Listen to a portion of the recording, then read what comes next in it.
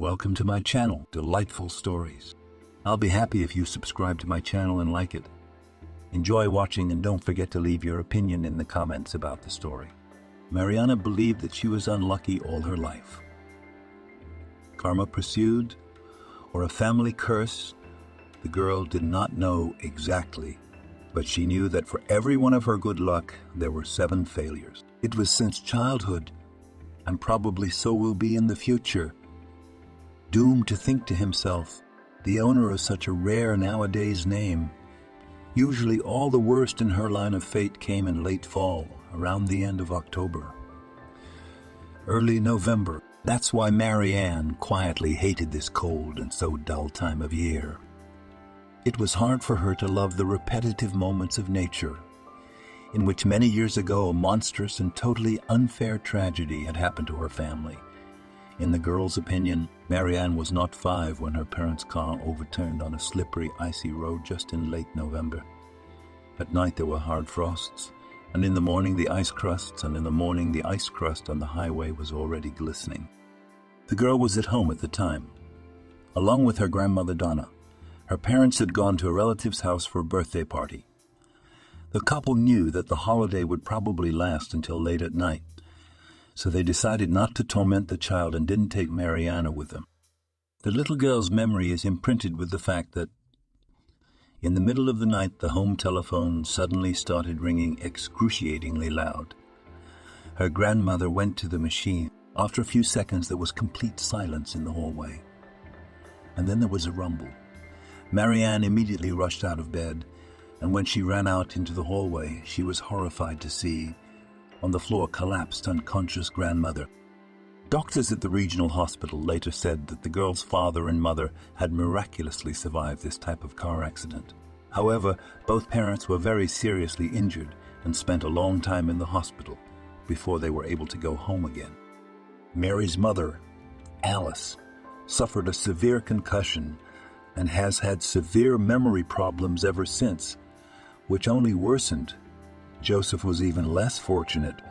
The man was permanently disabled, having suffered an extremely severe fracture of his spine. From then on, the man could only move around in a wheelchair. In addition, he was constantly suffering from headaches, from which almost no painkillers helped. Of course, the medics suggested that Mary Emily's parents could still be returned to a more or less active social life, and if he and his grandmother managed to get a definitely imported drugs. However, the Castro family had never seen such money as these medications cost. So all care for Joseph and Alice's condition fell on the shoulders of the grandmother and her granddaughter. For the next 10 years, right up to graduation, Marianne helped Donna to keep her own parents afloat. Of course, there was no question of them going back to their usual jobs. Marianne's mother used to work as a saleswoman, almost without weekends, and on her only free night, she hurried to the nearest car service center in their village, where she worked part-time as a cleaner. As for the father, his place as the driver of the combine and other large industrial machinery on the farm was quickly taken by a young and healthy guy, someone from the owner of the agricultural complex itself. Both my parents received disability pensions, and my grandmother received hers as well. So that was their entire uncomplicated income. From the moment the ill-fated Ziegel crashed as well, Marie's childhood ended abruptly and the harsh adulthood began, in which the main task of the unfortunate little family was to survive in the difficult conditions of the village life. Grandmother and granddaughter denied themselves almost everything, spending what they received from the state, money for medicines for sick household members. The mother and father were terribly worried that the grief that had befallen them was affecting their beloved daughter's future in such a powerful way. "Oh, Marianne, you don't want to mess with us," Joseph lamented purely as he tightened the bolts on the wheels of his David, and his hands were still more or less mobile. "Put us in a nursing home and be done with it. You should be walking grooms, not fiddling with helpless cripples." "But how many times have I asked you not to call yourself and your mother cripples? Tragedy has struck. Yes, it's very hard for all of us, but it doesn't change the fact that we are a family, and we will continue to take care of each other as much as I can." just about waved the screwdriver at my father. That's right, as long as you're strong enough. Now, you're going to ruin your young years. It only seems to you that you can cope all by yourself, and life is a long thing. Go figure out how tomorrow will turn out. Before you know it, you'll be an old maid in a run, down house, where no one can even nail a nail. However, Marianne was not used to giving up. The girl did everything to earn an extra penny for her family. In middle school, she herself went to the local ladies and offered her services to tutor. Pulled up the first graders in Russian and literature. As she got a little older, Mariana took her mother's place in the car service. Money from cleaning services helped the family make ends meet. And then there was the farm and vegetable garden. The girl spun like a squirrel in a wheel, trying to combine a day of housework, school, and evening earnings. When Marianne was in 10th grade, Grandmother Donna suddenly began to fall ill. At an appointment at the clinic, it turned out that the woman had a distressing diagnosis: brain disease, not amenable to medical treatment. Only surgery could help, but it cost a lot of money, and the queue at the state hospital threatened to drag on for years. But, granddaughter, what will be, will not be. Sadly, sighed Donna. I guess it's not fated to be at your wedding. What are you talking about, Grandma? What wedding? Marianne said indignantly. We need to get you on your feet first, and then everything else. And who needs such a hapless bride? The girl's face lit up with a sad smile. Oh, Marianne, I didn't think I'd have to leave this world so soon. I thought I'd live and help you and your mother. I can't imagine how you'll be here without me. Don't be silly. Her granddaughter took pity on her. We have to try to get on the waiting list for the operation, and then I'll go to the capital. Try to get an appointment with the chief surgeon. Maybe we can speed things up. I'll tell him about our situation and see if everything is somehow settled. Donna only stroked Marianne's head affectionately. My God, you look just like your mother. Tears glistened in the eyes of the old woman. She used to be so stubborn, and now she can't even remember her own name. I will pray for one thing when I start to go away, that your life will be different, that it will be happy. The girl wiped away the old woman's tears and replied, trying to put it down to a joke. You women have it in you, as if you do not know that I am unlucky in your life. Her heart felt like a stone shell had grown on it at that moment. It suddenly felt heavy and very, very uneasy. Intuition did not fail the high school girl. The trip to the city ended with nothing for her. After examining the history of Donna's illness and the photos presented by Mariana, he dispelled the last illusions of the girl, saying that the waiting list for this kind of surgery is booked for months and years in advance, and even very wealthy people sometimes have to wait very long, let alone ordinary citizens. I'm sorry, the medic said with his arms apart. All I can do for you in this difficult situation is to sincerely sympathize. Try to spend more time with your grandmother. This may be the last year for her. It was October. Mariana realized that another dark hour in her life would come very on. And it happened at the very beginning of December, when the ground was covered with one tentative layer of pure snow. Grandma was gone. Donna was buried by the whole village. She gave the best years of her life to the only school here teaching chemistry and biology to the kids. From under her wing came out almost all, left to live in the village of adults. So learning about what happened, they immediately contributed what they could and helped the young girl to dignify the journey of their beloved teacher. The family was left with only 3 of them, the mother and father and Marianne herself. Since with the death of her grandmother disappeared part of the money of Donna's pension, Joseph, feeling more power in his hands by then, decided on his part to help torn between study and work, and his daughter to make small souvenirs from wood, which he later took to a small village market or sold at the station to travelers passing by from the intercity trains. The money he received for such humble work, his father tried to give every penny of it to Mariana. "Here, daughter, at least buy yourself a new dress for the prom. It would be a shame if Fatoshkin's daughter came to the party in her old sweater and skirt." Her father persuaded Mariana. "Don't, Dad. Put that money in the piggy bank. We'll find more useful things to do with it," my daughter answered. "Besides, I'm not going to the graduation party. What am I going to the graduation party? What am I going to do there? Get my diploma and go straight home." "Why would you do that?" Alice interjected with a deep sadness in her voice. "It's a day like this only once in a lifetime." The poor woman felt monstrous, guilty before her daughter because of her illness she could not find even the simplest part-time job. Memory could fail her at the most inopportune moment. And so I, Alice, could not remember even the most basic things. For example, how to hold a pen or how to open a door. At all this, Marianne only waved off, "They say, is not such a great day for the sake of it to squander such a huge amount." And the prom was required to give a few thousand at once, not including dresses and shoes. Despite all the difficulties, the girl managed to finish school with a silver medal. After graduation, Marianne planned to immediately start looking for work, since at further training she simply no longer had the strength and the money to pay for training at a decent university is for all time to save up and failed. Realizing that she was more needed here, the girl tried to do everything possible to somehow provide her family a minimum income. But to find a stable job in the village was not so easy.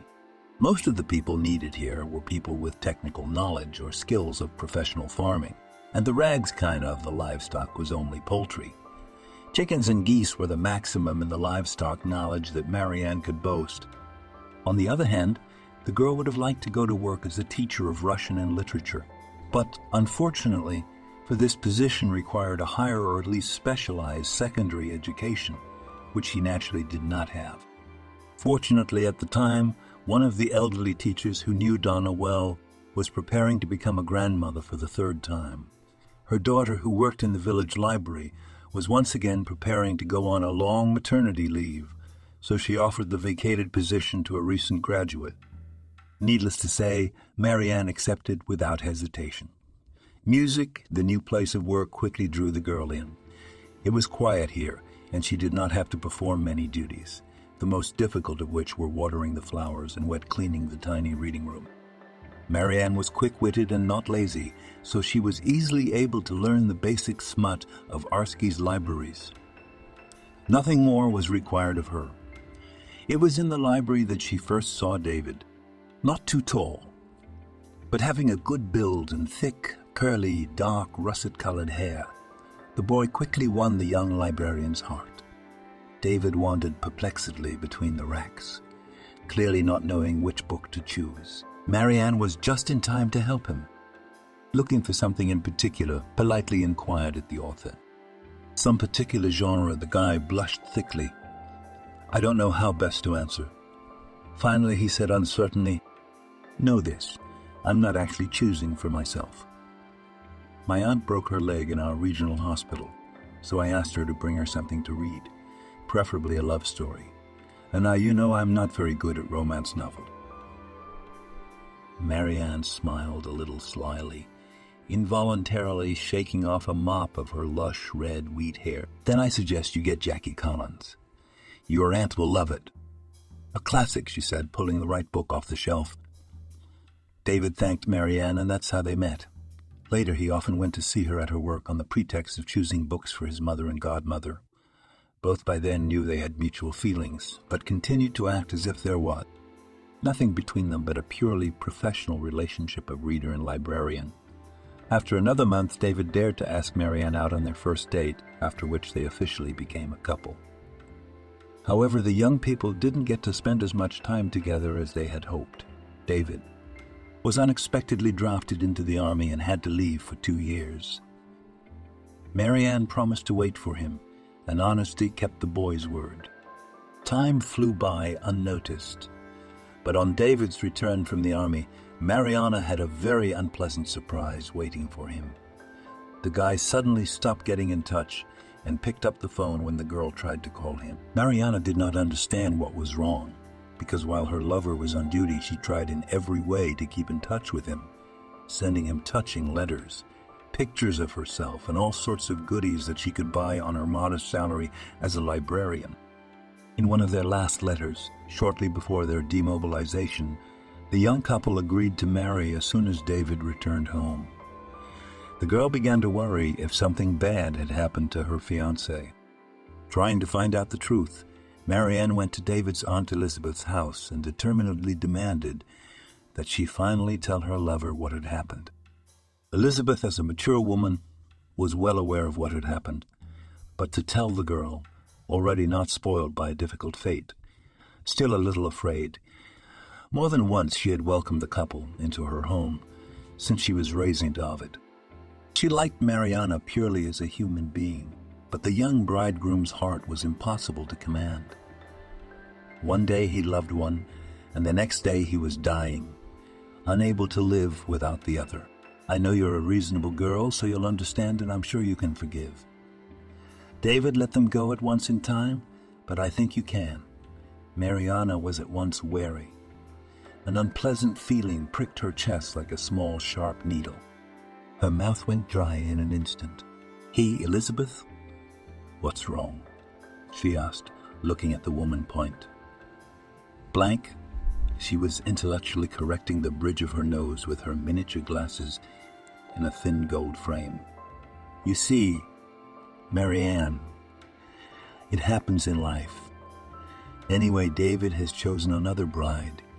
The girl heard the news and barely had time to grab the back of the chair in the small kitchen. Her insides were definitely shattered. I mean, how is this another? With difficulty in finding words, said Marianne. It's been 3 months now. Honestly, I wasn't too happy that David never wrote you about it either. He could have told you. At least you wouldn't have waited for him. At least you wouldn't have waited for him. You should have seen other guys. So how is it? We wanted to go on vacation together until we were old enough to go to the city. Mariana fell unconscious, repeating the same phrases over and over again. Elizabeth was frightened.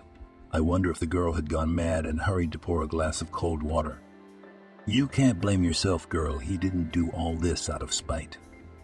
He saw Karina in our club last spring, and he must have had a vested interest in her. Karina, Mariana could only interrogate after taking a few sips from the offered. Is that the daughter of the chairman or something? Yes, the woman answered calmly. He kept telling me that he couldn't choose between you two, that he loved both of you. Mariana could not believe it. She did not date 2 girls at the same time. Karina was recognized as the belle of the village. In addition, the daughter of the village. In addition, the daughter of the chairman. Clearly, the desire to get a rich bride instead of her. Interspersed in all kinds of feelings for her Elizabeth. And where is David now? Marianne asked, not in her own voice. A slight shadow ran across the face of the woman standing next to him. You don't need to know that, Marianne. He and Karina are getting married today. Mariana didn't remember how she got home, and it didn't matter now. She had been robbed of the most precious thing she could still hold against this harsh outside world, her own heart. After what had happened, Marianne had become particularly indifferent to everything, as if she had lost the most important part of herself that was responsible for the desire to live and to look to the future with optimism. She then saw David and Karina several more times before they finally moved to another city. David preferred not to look his ex-girlfriend in the eye.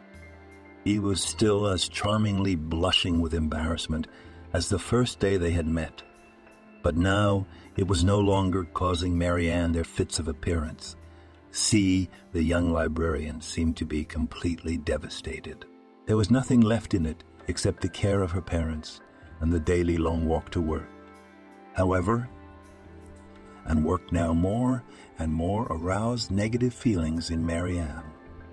Here almost everything reminded her of the happy days spent next to David, the happy days of falseness, when after meeting her he ran to his second pasa, much richer and much more handsome. The outcome of mental torment was the decision to leave his native, and at the same time suddenly became such a hateful village, In fact, the initiative was taken by Mary Emily's best friends, Emily and Laurie. Girls for a long time were going to move into the metropolis, but just now were able to collect enough money for the conceived. Everywhere is like agony. Their best friend, a classmate, offered her to go with them. "Come on, Marianne," Laurie urged the girl. "But what keeps you here except parents? All new. And maybe you will meet your happiness." She would first find a job here and then rent a place to live, preferably not in the suburbs. But all in all, you're right. Go away, unwind a little, try to make a fresh start. It's corny, but it's true. Mariana shook her head uncertainly. All three of them were sitting in Emily's kitchen, drinking instant coffee out of large ceramic mugs. "Oh, girls, that's what scares me. Who's going to look after Mom and Dad? Without me, they would be completely lost. Talk to those closest to you. Explain the situation." "So, these are strangers," said Marianne, "in case they don't even know what to do right away. We rewind the instruction, write it on a piece of paper. I've seen them do it in the movies." With ease gave out a solution to the problem, always a little infantile Laurie. For a moment, the girl thought that this is it. This is how it is. Any problems can be solved, if only to apply a little logic and not be afraid to ask someone you know for help, at least the most basic. However, the light mood did not last long. Once home, the girl felt the weight of the day. Today, problems weighing on her again. Her father, seeing his daughter's gloomy mood, ventured to ask what the reason was. He knew Mariana was still suffering from the betrayal of her bridegroom, and so he wanted to ease her torment of mind a little. The girl at first did not want to talk about her desire to leave, but then she gave in. After listening to her, Joseph, to his daughter's surprise, was only relieved. It turned out that for a long time he had wanted Marianne to finally begin to live her own life and away from home. "Go, of course, daughter. What is there to think about?" said the father happily and took the girl's hands. "My mother and I will be only happy. Don't worry about us. There's a friend of mine who lives nearby. He's always bringing wood for the firewood, and a former nurse from the third house will look after my mother in case of emergency. We are not alone here in the field. Kind people will help us in any way they can." Tears of gratitude glistened in my daughter's eyes. "Thank you, Daddy," she whispered, kissing her father tenderly on the stiff cheek of his old stubble. "I'll be sure to move you in as soon as I'm settled in. I promise, Joseph," he smiled sincerely. She felt the icy crust on her soul crack a little, and a warm, caressing wave of hope immediately squeezed through to her heart. A few days later, after gathering her own remaining savings and reluctantly taking some of the money her father had managed to secretly set aside, Mariana and her friends set out to find their place in the capital. The huge, bustling metropolis truly stunned the girl. Unlike her humble village, here literally on every corner was boiling with its own vibrant life. Store windows burned invitingly, awakening in Mariana a vague desire for youth, which had long ago banned beautiful things. They beckoned, they attracted the eye, promising a sweet life without poverty. Of course, Mariana understood that it was all just an illusion. A beautiful lure for provincial moths, and not yet had time to be enticed with all the charms of the capital life. However, the girl had to admit that after the rural wilderness, where the scenery was only a river, the local house of culture of the huge city was perceived as unbelievable. The girls managed to rent one room for 3, not far from the subway, after which they actively searched for work. Here the first unpleasant surprise awaited them. Almost all of the more or less decent places asked for a detailed resume with work experience, as well as a positive recommendation from a previous employer. None of them, of course, could boast such a thing. Laurie had worked for several months as a milkmaid on a farm, and she tried to train as an accountant at the same car service center where Mariana had worked part-time. In general, the girl's work experience came out and not very well. Mariana was offered only two options for vacancies all the time: either work as a cleaner in stores and shopping malls or go behind the counter as a salesperson. The girl knew from her mother's experience that both of these professions would do her no good. In both cases, she would only get health problems and finally lose the chance to find her own way in this life. The girl also tried to get a job in the big city libraries, of which there were many, but unlike in the villages here. But what with special education and impeccable appearance in Mariana, who came to the capital in an old sweater and pants, resewn them for the third time, certainly could not boast. Everywhere she was pointed at the door, somewhere politely, and somewhere not so much. Desperate to find a normal job, the friends spent a total of money and paid a specialist from a recruitment agency to find them something at least the salary level, close to the realities of life in the capital. A couple of days later, they were invited to a closed interview, where each of them was offered a suitable position. Marianne did not get an open position as a maid and in the elite countryside mansion, which includes accommodation and meal. The girl was warned that candidates for this position are evaluated very strictly. If she does not survive the probationary period, she is unlikely to be able to count on any work at all in the metropolis. Marianne believed in her strength and decided that if she was able to combine the duties of a cleaner and gardener at her former place, looking after library plants, then the duties of a maid also cope. Having agreed, the girl got all the necessary coordinates of the employer and then waited for a call back. The agency assured her that she should be contacted within a few days at most, and if they don't call, she shared her doubts with her friends. I can't even imagine going back to our village. My father probably already imagines me as some successful businesswoman. They will, you'll see, she assured her. Fix your own uniform. The girl had already been contacted, and now she was performing her first day as the administrator of a beauty salon. The firm was small, but they promised to pay good money. She was also lucky enough to be offered an administrative position, but at a fitness club. Finally, Marianne was not called, and after clarifying a number of business issues, was told to pack her things and wait for the company car, which would have to pick her up the next morning to take her to the mansion. She was very nervous. The trip out of town, and with the opportunity to live in a luxurious house, delighted and slightly frightened the girl at the same time. What if she could not make her bed or bring her host breakfast? These questions constantly filled Marianne, and she could not sleep. The night before she had left, she had felt in her gut that something very special was about to happen to her. But what kind? To this question, the inner voice of the former librarian did not give an answer. Early in the morning, a large black business car with tinted windows drove up to the entrance of the house where the three friends lived. Marianne was already waiting downstairs, gathering her modest belongings. The interior impressed her with its cleanliness, soft leather upholstery, and pleasant aroma.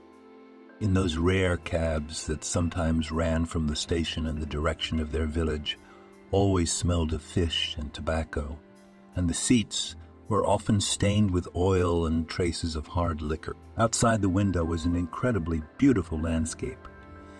The road, which gradually went beyond the city limits, was replaced first by neatly planted ornamental trees, and then by compact cottages, settlements. Small houses were exactly copied from postcards about the carefree pastoral life, about which Marianne had read only in books. After passing a checkpoint with a striped barrier, the car drove into a closed country complex, to which it was completely impossible for a person from the street to enter.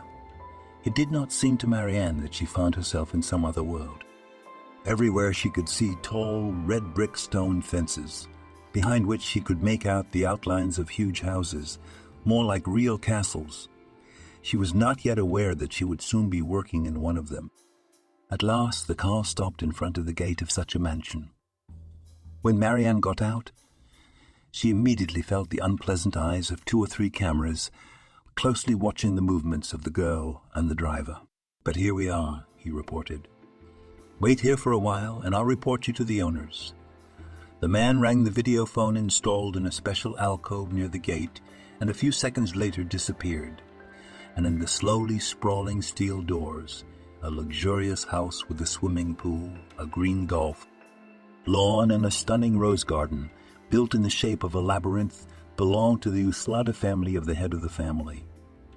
Victor Don was a very influential businessman who was accompanied in all trips and business meetings by his wife, who held the position of Kufo in the company. The company specialized in international transportation of millet and other crops, for which they were popularly known as the Bread Kings. A network of spouses also owned several dozen bakeries, scattered not only in the capital, but also throughout the country. There were one or two branches in each region, so business worked with the precision of a Swiss watch. With his parents in a luxurious mansion, the boy was outwardly very good-looking, but his character was simply disgusting and miserable, prone to frequent bouts of hysteria. The 25-year-old youth led a riotous life full of forbidden pleasures. His parents' money had spoiled him since childhood, making him an utter egomaniac, and therefore he saw any man in his sight as a thing, with the difference that for a man such a thing, as he liked to say, had to pay several times more. Expensive alcohol, wild pool parties, and dabbling with illegal substances in the company of beautiful girls of easy virtue.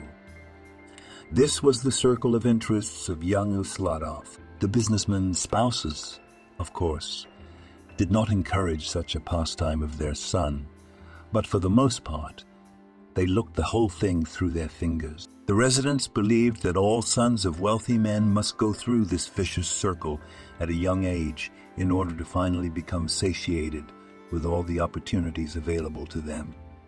After that, their children usually calmed down and smoothly switched to real studies and serious management of the family business. The appearance of a new maid in the Usladov's house, Junior noticed only after a couple of weeks. "I hope you've been briefed on the probationary period." Alina, the housekeeper of the manor, glared at the young girl. The tall, thin woman was not accustomed to seeing pretty adventurers striving under the guise of maids to get into the bedroom of the master's son, or even worse, to the master himself. Over the years of managing the estate, she had learned to spot these birds at a distance and get rid of them in time. The latest attempt was successful again. They really needed a good, hard-working girl who could be relied upon in any circumstance, whether it was a reception at Victor Don's house or a traditional family dinner in a small circle of friends and close relatives. The maids in their house were to be shadowed, but also to perform many different functions.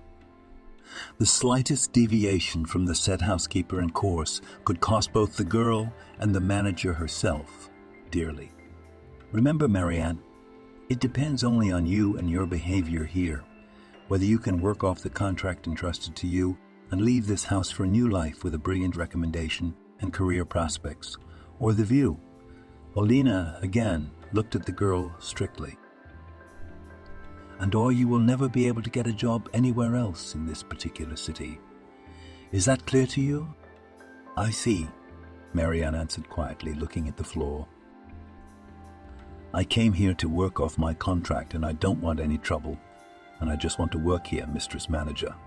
I just smiled wryly in response. "Good answer. Good for you.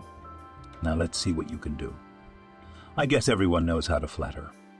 Over the next week, Marianne learned how to properly make the beds on the net, to carry 2 trays of food and drinks on one arm at a time, to consistently clean the rooms of the mansion, to follow the order established over the years. Most importantly, she was learning to be inconspicuous. The volume for the servants in the house Usladov began at 5 in the morning exactly. This is an hour later than Marianne was used to get up at home to feed and let the birds out. This was followed by a small meeting at which all the workers of the house were obliged to be present. At this meeting, everyone was given their individual work plan for the day. After that, The employees had exactly 15 minutes for breakfast before their day's work began. None of the men or women in the house, 10 in all, including the girl herself, ever thought of trying to slack off or directly shirk their duties. And in fact, it is unlikely they would have succeeded, because the mansion was literally stuffed with video cameras, both external and hidden. So evade the department was simply impossible. Very soon, Marianne proved to everyone in the house that she was not hired for nothing. The girl worked neatly and diligently, and the very last to lead the evening final meeting, at which Alina discussed the results of each of the employees for the past day. The managers were pleased with the modesty and really high-quality work of the new maid. In her memory, Mariana was one of those few girls, born and raised in the provinces, who came to the big city and to this particular house to work, and not to seek easy benefits at the expense of intrigues with the bosses. Alina never praised the staff, believing that praise only relaxes and makes workers lazy, but in this case the woman was so pleasantly surprised by the behavior of the girl that could not contain even a dry but benevolent admonition. You can do a lot in this life, Marianne. Believe me, a woman who has seen a lot in her years of work and life in this house. You are the rare exception to the sad rule. Thank you, the girl replied, still looking at the floor. I'm honored to hear you say that. It was true that Marianne was a little afraid of the strict skinny ones. The woman who served here as a manager, she had been instructed in advance on how to behave with Alina, so as not to get into trouble again. Of course, the girl was extremely surprised to hear such a flattering review of her work. However, the new maid still had the feeling that it was all part of one big test, and she should be on her guard all the time, not succumbing to the manifestation of their own emotions. The first time it happened was a month after Marianne had moved into the house as a maid. It was then that she first felt that slippery and gooey look on her, which made her want to go straight to the shower. One day, leaving his room late at night, waking up from another hangover, Slava Usladov happened to run into their new maid in the hallway. The rich man immediately noted to himself that the girl was quite attractive, even by the standards of the local maids. He especially liked her natural golden, reddish hair. She was quite different from the set of Perry. Burnt blondes and luscious brunettes, Bambino was used to seeing around him.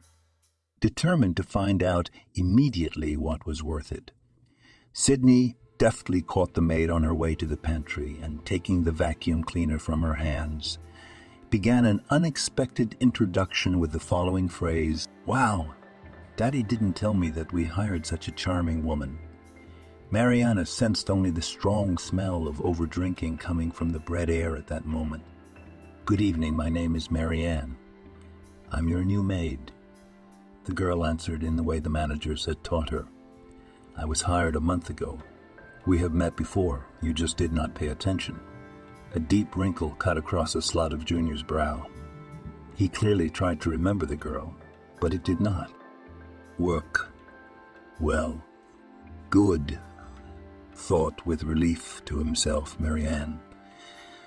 "If he doesn't remember me, then I'm doing my job right." "Never mind," the guy mumbled in the end. "Here's the thing.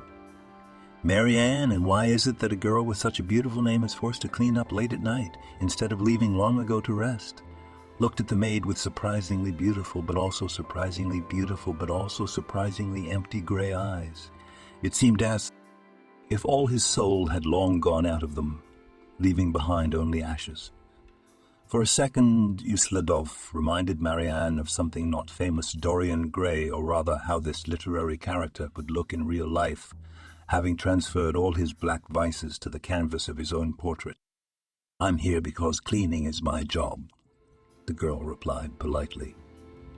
"If you'll excuse me, I'll take the vacuum cleaner to the back room. There's an evening meeting soon in the kitchen for the servants." Sladov Jr. slowly ran his tongue over his lips while looking the girl over from top to bottom. "Run, and that old crow will start again, that I'm her helper's being kidnapped. But we'll see each other again, don't doubt it. Mariana felt a lump in her throat. Not only does this one allow himself such rude words to Alina, but he also said his name, so, in general, the girl wanted to wash her hands immediately. Unfortunately, this meeting with the rich heir is not the last since the Bread Prince saw Marianne and talked to her. His thoughts constantly revolved around the pretty and so innocent-looking maid. I wish I knew if it really tasted that fresh, what it looks like. Dirty, dreamed the guy, rarer in front of the huge television set in his room. A wide, multicolored screen broadcast a cable channel of explicit content. Slowly guided his index finger over his knee. Can you imagine what it does? His new maid, after this incident, began to run into Marianne all the time, hinting that she could get a lot more money if it would satisfy his particular whim. However, the girl was disgusted at even the thought of this man daring to touch her, let alone interfere with him. In attitude, of course, Mariana understood that what he wanted from her was far from love and sincere feelings, but something far more trivial and at the same time terrifying. But what are you breaking? Calm down. Once again jammed the girl under the stairs, whispered passionately in her ear, as if you had no one before me. Marianne's pale face, the scoundrel knew he had hit the target, and the face Asladov Jr. stretched into a lewd smile. He again enveloped the maid with his unsticky as a spider's web look. Do not be afraid, I will be gentle, very gentle, very gentle, very gentle with you. He tried to stroke her thigh. Mariana tried to scream, but the boy only squeezed her thin hand to the point of pain. Don't even try to yell at me, okay? Or you'll be out of this house like a champagne cork. Suddenly the light in the doorway was blocked by a tall, gaunt figure. It was Alina. Sydney, sorry to interrupt. There's a phone call for you, something urgent about the cyber rates. The unfortunate girl stood there motionless and undead. Throwing a warning glance at her, the guy quietly slipped past. The manager looked intently at Marianne. She could see that this time it was not the maid herself who had taken the initiative, and she wanted to sincerely sympathize with the girl, especially since there were already real legends about the love affairs of the master's son in this city. But with all her sympathy for Marianne, there was no way she could allow herself to think. Once again, unseemly rumors about the connection Asladov Jr. with another maid. As much as she did not feel sorry for her best employee, it was up to the most to solve the problem created by the fault of the major. Sort out your personal affairs with Sydney. And as quickly as possible, the manager advised, in an indifferent voice, the house must not know what's going on, even if, as I'm absolutely certain, it's not your fault. The girl only nodded in response. She was all shaking like an aspen leaf on an autumn bucket. All right, Alina. I will try to take care of everything as soon as possible. The maid was thinking at that moment that she had forgotten to mark her happiest time of the year on the calendar. It was the end of November. For a few days after that, the master's son left the girl alone. But Marianne began to nurture a faint hope that Sydney might have had time to become interested in someone else. But all was in vain. Only thought about how quickly to get what he wanted and did not intend to give up at all. He only wanted to lull the maid into a false sense of security so that he could carry out his plan on the sly. He himself came up a few days later when his parents once again flew away to close a lucrative deal with foreign investors. Late one night, the guy broke into the girl's bedroom and became active. Hey, wake up, I said. You're the one who forgot to close in the back room when you were getting water. That's a real flood. Awake, the girl didn't immediately realize what was going on. She really cleaned the kitchen this evening after all the employees had left, but whether or not she closed the faucet, she could not remember. So, jumping out of bed in her nightgown, Mariana ran after Sydney. On the way, I wondered where to get dry rags, and if those that were lying in the back room probably already wet. That was the scoundrel's calculation. When the girl stepped quickly into the back room, she did not immediately realize what was happening. All around was dry, with only a faint flicker and the only light on, creating a light, shimmering haze everywhere. Behind her, she suddenly heard a sharp click and a turn of the key in the keyhole. It was Sydney, who had locked the back room door and was now looking at her with wild eyes full of desire. Usladov Jr. began to move slowly toward the girl. "Sydney, what are you doing?" Marianne said in a frightened voice. "You're going to regret this." "Pity. Why would I be?" the boy said with a smirk. "On the contrary, you and I are going to have so much fun that the whole house will shake from our dancing." "Don't, please." "Fighting off the rich man," shouted the poor girl. However, the rich man acted confidently and methodically, not listening to the tears and pleas for mercy. Tearing his shirt, he began to act like a predator for finally getting his coveted prey. When it was over, Mariana wanted only one thing: to die right here and now.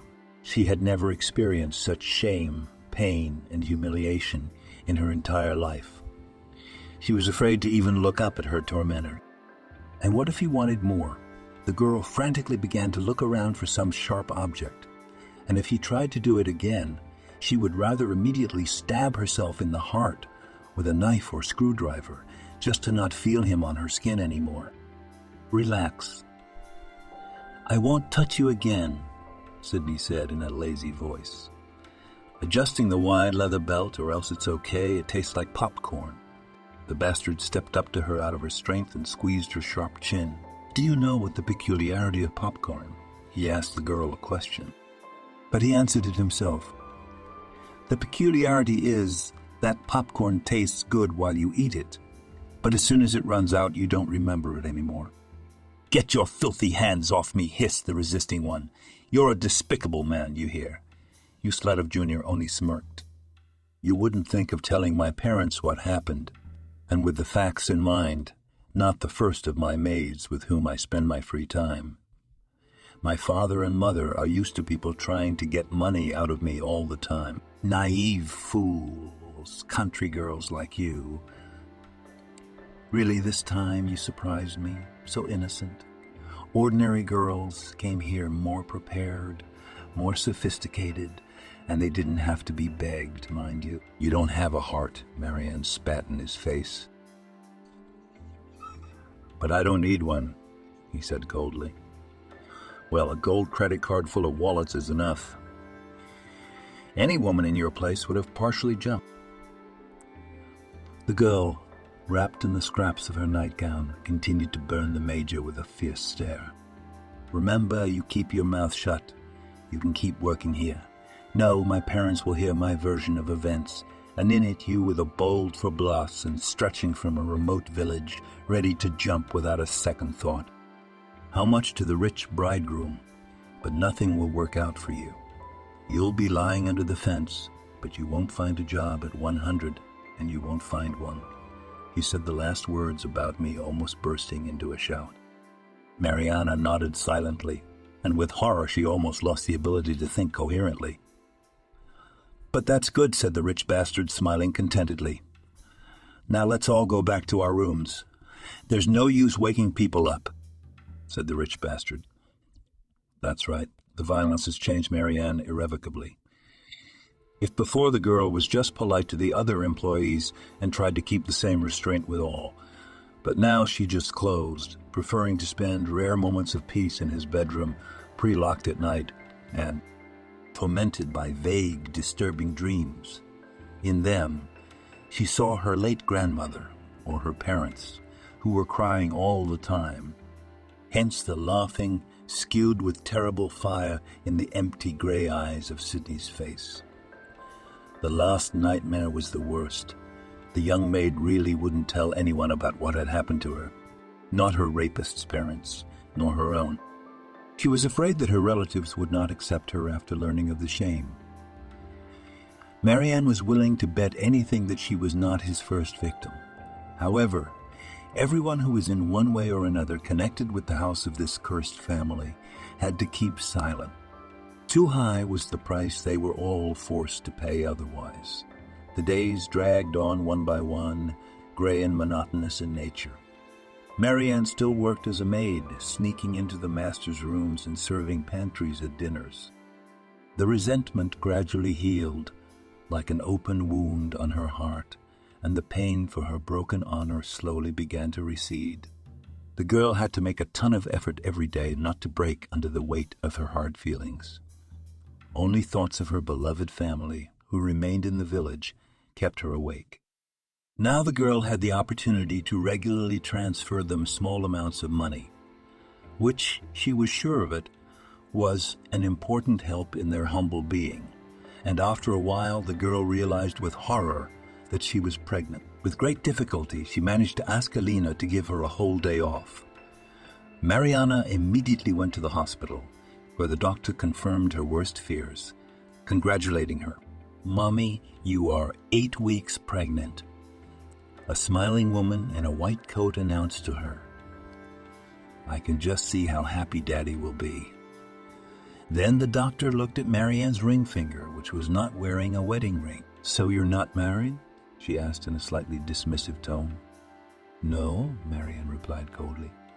"Well," the doctor sighed, "let's hope he'll propose to you when he finds out." But it was the young maid who chose to remain silent. Marianne decided not to procrastinate and inform Sydney of her pregnancy. Whatever it was, but after all, he is the father, and her unborn child caught up with the major near the billiard room. Mariana herself grabbed the guy by the sleeve of his shirt and, overcoming her instinctive disgust, dragged him into the room for a serious conversation. "I thought you didn't even want to see me anymore, but you're a smart girl.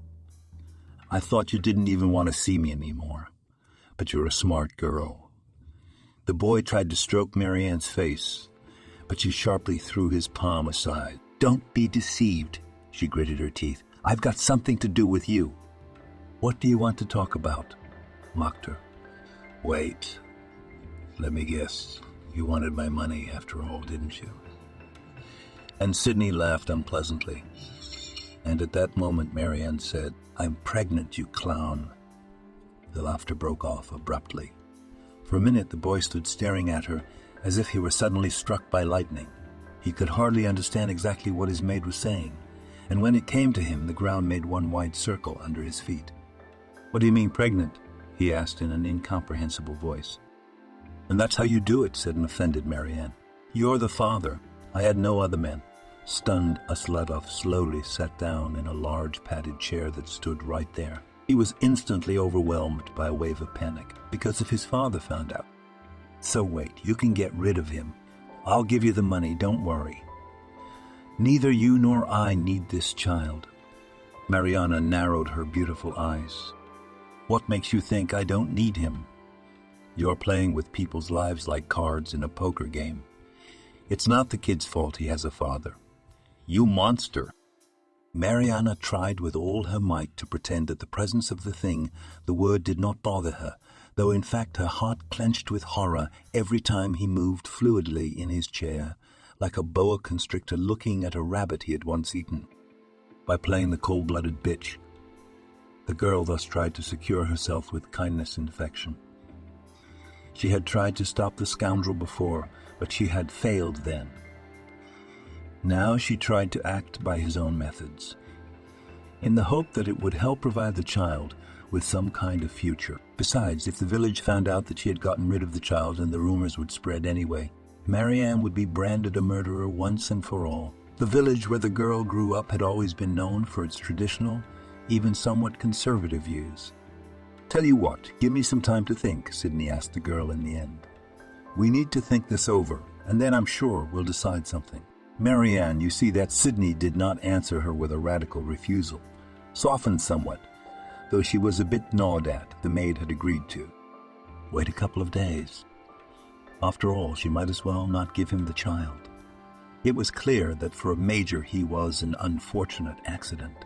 The only thing the girl wanted was to leave the mansion safely before her animal became too conspicuous, and then she would manage somehow, eventually. See, would return home to her parents. Usladov Jr. sat alone in his room and thought, and so the girl got knocked up after all. It's a shame, but it happens. It would have been all right, but this Marianne flatly refused his offer to marry him and his famous family. He clearly did not plan to, but he did not want to keep some brat until he was of age. By the way, he had to prove that the child was his, and he did not want that much either. Oil to the fire was added to the general situation around Usladov. Viktor Don was planning to run for a deputy this spring, and a scandal about the pregnancy of a simple maid would have obviously spoiled his political rating. It wasn't the right time. Oh, it wasn't the right time. Sidney paced from corner to corner, pulling his hair. If his father found out that he had taken this provincial girl and even made her a huge baby, scandals would not be avoided. Usladov Sr. already threatened that he would exile his son in the army unless he finally get wise. And such a turn of events only finally destroy between them the remnants of trustworthy monetary relation. If his father would lose his reputation in society, and his son would automatically lose all the privileges and inheritance money which Victor had promised to leave him, and Sidney was well aware that without his parents' money he was nothing, then the rich scoundrel suddenly realized that about. The child Marianne will soon be known to all, and at any rate. And the more it will be, the more insistent everyone will start to ask the girl what to whom. She'll give him away in no time. No, he would have to act carefully but radically. Sidney decided that he would not allow a random servant to ruin his beautiful life, and to do this he would have to do anything to preserve the reputation of himself and his family. Sidney saw the only way out of the situation was to get her out of the way of his life. The younger man decided that he had to act quickly. As he pondered the best way to eliminate the girl, he was lost in doubts. It would be possible to set up an accident so that she would, for example, accidentally fall down the stairs, but that still didn't guarantee a 100% result. The girl could survive or she could miscarry, and then the truth would come out. And when it came to more violent methods involving weapons, the boy had his own specifics. Sidney had been faintly afraid of blood since childhood. If someone managed to kill the most ordinary fly in his presence, the heir to the bread empire had to spend a couple of days in a private ward, an elite hospital, to recover from the shock. In the end, the young rich man decided to go another way. By calculating what time Mariana usually had dinner at the end of the day, Usladov Younger slipped into her glass a huge dose of sleeping pills, waiting until the girl, unconscious, collapses on the floor. The villain shamelessly loaded it into the trunk of his sports car and drove outside the country complex. Late autumn was famous in those parts for its frosty evenings, and though it was not yet so dark, one could still sense in the air the distinctive chill of the night that is unique to November. As he reached the wide bridge over the river, Sidney stopped for a moment. The gravity of what he was doing was weighing on the Major, but there was nothing the new one could do about it. Marianne had to be silenced forever and carry with her to the grave tangible proof of the crime committed against her. If he did not do it now, he would never make up his mind, and that threatened his family with utter ruin. Forgive me, believe me. It's better for everyone. Usladov Jr. turned to the breathless girl and quickly threw him over the railing of the bridge. The body fell into the cold black water with a loud splash. The current was strong enough in these parts. If it did not go to the bottom immediately, was sure to carry her somewhere far away under the ice. And there are ends in water, as they say. Having done his dark work, he quickly got back in his car and drove off, leaving Night Kish to witness another of his crimes. The guy was pretty sure no one saw him, however, contrary to the rich scumbag's expectations. He wasn't the only living soul in the place. Frohl, an elderly hermit fisherman, was fishing at the time, drifting in a thicket of reeds in his old boat. Seeing the young man throw the girl off the bridge in cold blood, the fisherman, without wasting a minute, threw the bait. He had prepared for the night and began to row quickly with his oars. hoping to swim to the place of his victim's fall faster. Grabbing the unfortunate by the collar and a light uniform, Frol miraculously managed to pull the girl out of the water. Fumbling for the faintly audible pulse chain around her old man's neck, he exhaled in relief. Now. But what was he to do with this unusual find? The first thing Frol did was to pull off his warm toulouse and wrap the frozen girl in it. She had no documents on her, or at least no business card to find out where the dishonest could work. And one thing was clear. The girl was in urgent need of help, and the fisherman knew the place where he could safely take the victim. For many years, Frol had lived as a hermit on his own, in a small hut at the edge of the river. His trade was mainly fishing, but sometimes, especially in the summer, he managed to catch wild ducks in his snares. He gave all this wildlife to the old nunnery, which was not far from where Frol had pulled Mariana out. The elderly man would donate fish and game there, and in return he would get large portions of various snacks from the convent's kitchen. So they interacted with God's place, maybe 30 years, and on quite mutually beneficial terms. It was already late evening when the fisherman finally reached the huge fortress of gray rock. The old man didn't hesitate to strike the monastery gate with a massive cast iron ring several times. At first no one opened it, but a faint light came on in one of the windows, and in a few minutes Frol was already handing the emotionless drowned in the care of the local abbess, Mother Fevronia, from a dozen young monks who hurried to help their mentor at such a late hour. "You just be careful with her, Frol," admonished the nuns. "I'm sure she dived into the icy water, and I'm sure she froze to death." "Do not worry, Frol. If it is the will of our Lord, your mermaid will recover," smiled the mother discreetly. Fevronia Mariana was not given all the help she needed, and was left to warm up next to a hot stove. From hypothermia, the girl went into nervous shock. This and a killer dose of sleeping pills contributed to the immediate miscarriage. When one of the nuns saw red spots on the girl's bedspread, they immediately understood them. Their business was to save the patient. The rest was not so important, especially since Mother Fevronia promised to take the girl as soon as she would be able to walk. At the same time, the doctors were still obliged to inform the relatives of what had happened, and so they waited for the patient to come to her senses. Fevronia, on the other hand, felt that she must be close to the rescued, no matter what.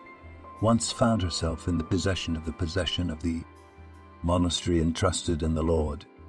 The abbess realized that this was the very sign she had been waiting for several years. The fact is that in recent years, the woman had begun to doubt the rightness of her chosen path. And found in the river, the girl seemed to bring her back to the path of faith. When Marianne came to her senses, to everyone's surprise, it turned out that she remembered absolutely nothing about herself. As it turned out, in the cold river of late autumn, the poor girl thought that perhaps she wanted to commit suicide because of the unplanned baby about it. She had been told by doctors, and so happily agreed to live for a while in the monastery with the abbess and the other sisters. Thus Marianne, hoping to at least a little purification of his soul, and almost committed a terrible sin by the grace of fate, was a former maid to live in the monastery, and every morning, along with the usual nuns, prayed at dawn, nice yard, participated in the preparation of food, and again prayed. For the salvation of his soul and soul of his own baby was not born. It seemed to the girl all the time that some important detail of reality had eluded her, and by grasping it she would finally be able to remember everything. But until that detail was found, Marianne continued to spend her days in righteous labor and prayer. She never dared to take a real monastic vows. The girl walked in a cassock, her hair and always covered with a scarf, on the face of no makeup. But at the same time, Marianne quietly fulfilled all the standard for a nun duties. Therefore, the local sisters considered the girl something like a servant who can leave their monastery at any time when she herself is ready and willing and return to secular life. Thus a year passed. One day Marianne was asked to pick up a box of donations from a charitable center. The money was just to be used to rebuild, That is the abandoned part of the convent where there used to be rooms for women who had fallen into difficult situations with their children. At one time, this wing had suffered a sudden collapse of dilapidated structures, so its repair had long been Mother Fevronia's innermost worldly dream. While picking up the heavy wooden box, Marianne, who by this time had become known under the bosom of the church as simply Sister Maria, happened to notice a secular glossy magazine lying right on the reception desk. The picture on the cover seemed to the monks not to be familiar. Flipping through the glossy to the right page, the girl began to look closely at the staged photographs, showing a romantically inclined couple of bride and groom who were about to get married and on this occasion invited everyone to their huge country house, which looked like a fairy tale castle. The event promised the guests performances of the brightest stars of the national stage and a real royal feast, so those who wished to join the celebration were free to come to the Usladovs' mansion. He appointed day and time, which will be announced a little later. The Usladovas. Machine whispered the nun as she looked at the handsome yet indifferent face of the young groom. The bride beside him looked exactly like one of those beauty bloggers her best friend had been so fond of reading in the past. Sidney Usladov.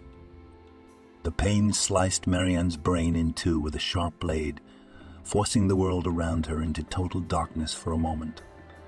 In a fraction of a second, the girl's memory unloaded its bowels, all the memories associated with the life of a nun before the monastery. Mariana remembered both her adoring parents and everything that had happened to her in the cursed mansion of the businessman's spouse of her best friends, who had probably already buried her long ago. The girl ripped the magazine in half with such force that the thin pages seemed to squeak pitifully under the pressure and fragile, looking but strong fingers. Fortunately, no one was around at that moment, or else the young sister would certainly have had a lot of uncomfortable questions. The richly decorated courtyard of the Usladov estate was literally buzzing with fancy dance music. The guests who had come to the party congratulated the young bride and groom, who had just arrived from the registry office. Waiters and waitresses were scurrying about, providing an endless stream of liquor and gourmet horse duvers for all the guests. Sidney wanted to show that his generosity extended to all walks of life in his house, so he ordered that anyone who wished should be allowed to attend. His bride was the daughter of a very important official, with whom the elder had been in close friendship and had been doing profitable business for many years. The girl was, of course, a perfect beauty, but she did not particularly need the groom's affections. Both understood that the marriage was a bargain for both parties, and therefore it was sufficient for them simply to sympathize with each other. Mariana sneaked into the celebration almost unnoticed. The hooded robe completely concealed her face, so the former maid didn't have to worry about anyone recognizing her. As the assembled celebrity guests began to read from the stage toasts to the health of the young people, Marianne got as close to them as possible and, taking advantage of a ruse, jumped onto the high wooden platform. Immediately, there was an ominous silence all around. Mariana took hold of a beautiful, expensive microphone bearing the initials of the house's owners, and bringing it to her lips, abruptly threw back her black hood. Sidney's face lost any sign of color in an instant. It seemed all the blood in his veins had suddenly dried up, leaving behind only prickly dust. Puzzled, and the bride did not understand what the nun in the cassock, and moreover with a huge cross, hanging from a gilded chain precisely fatal to us, justice. Marianne stared at the major who had tried to kill, and along with her unborn child just a year ago, and slowly spoke into the microphone. All I want to say to the bride right now is this. Please remember that there is a child rapist and murderer sitting next to you. You could be next at any moment. At the same moment, Marianne was picked up by the guards and led away to the other end of the hall without any resistance. The monks gave the bridegroom a frank, contemptuous glance as a farewell, after which he felt his whole life crumbling like a sandcastle under the force of the waves of the sea. The feast, understandably, ended there. After numerous and very humiliating proceedings for the family, the career of the Bread King came to an irrevocable end. Victor Donnet could not run for deputy. The father of the frustrated bride, who served at the Federation Council, and his own son's compromising influence had done his part. The family business also suffered enormous losses, after which it was finally liquidated by government agencies. The bride's parents were members of very high political circles, so the desire to wipe out their company and some small businessman on their scale was almost the main goal of the year for these people. In the end, they succeeded. Sidney, forever covered with the cloak of disgrace in his own family, became a scoundrel. His father barely managed to negotiate with the police to keep his price from being sent to the police, to keep his price from being sent to the penal colony for long periods of time. Instead, Victor Don personally placed Sidney in a closed, specialized clinic, where his dear son faced a long course of psychotherapy and treatment for a variety of addictions. Upon learning what Marianne had gone through and how she had almost died at the hands of his potential son-in-law, the father of the bride, the same politician, obligated the Uslado family to pay the girl a huge financial compensation. Emma, Sidney's mother, burning with shame, immediately wrote a check to Marianne de Dushkina, which she could easily cash at any bank. The woman wanted to do everything possible to at least somehow make up for their monstrous whine in front of the girl. Marianne herself spawned in a long road from a naive girl from the provinces to a maid and a nun. Having lost her memory, but finding her heart full of faith in God, she left the convent to continue on her own path. Matushka Fevernea did not hold her or persuade her to stay, although the woman's heart had managed to become attached to this unusual girl over a long period of time. Abbess, too, respected the lives of others to allow themselves to interfere in God's work and condemn people to an existence together and not originally intended for them. With the money of the Usladovs, Mariana first restored that very damaged, the wing of the convent, and now all the women who in one way or another suffered from the criminal actions of men could go there again. With the remaining money, she opened a small beauty salon for only 3 chairs, where she immediately called her best friends, Laurie and Emily, to work. It turns out that for a long time tried to find Marianne after her sudden disappearance from the house, but then they lost all hope. They were insanely happy to learn that their favorite twigs, Prophet and happily agreed to become not only employees of the salon, but also business partners, former maids of the nun, whom they now promised to accompany them everywhere and never let them go anywhere. One thing, of course, was a good friendly joke. The girl's business, though not yet large, but has already begun to bring in a steady income. All 3 joke that soon they will become real businesswomen, as their parents dreamed of. Things are going well in Marianne's life now. She met a great guy, Justin. He works as a volunteer at the city shelter for the poor. The girl tries to go there as often as possible to help those in need together with him. She is absolutely happy with Justin and was able to finally forget those terrible days in the house of rich bread merchants. Young people recently began to live together, and the girl even managed to move her beloved parents from the village. She bought them a separate apartment and is actively engaged in its arrangement. Justin does not mind because he grew up in an orphanage, and in the face of his father and mother, Mariana was finally able to find such a long-awaited family.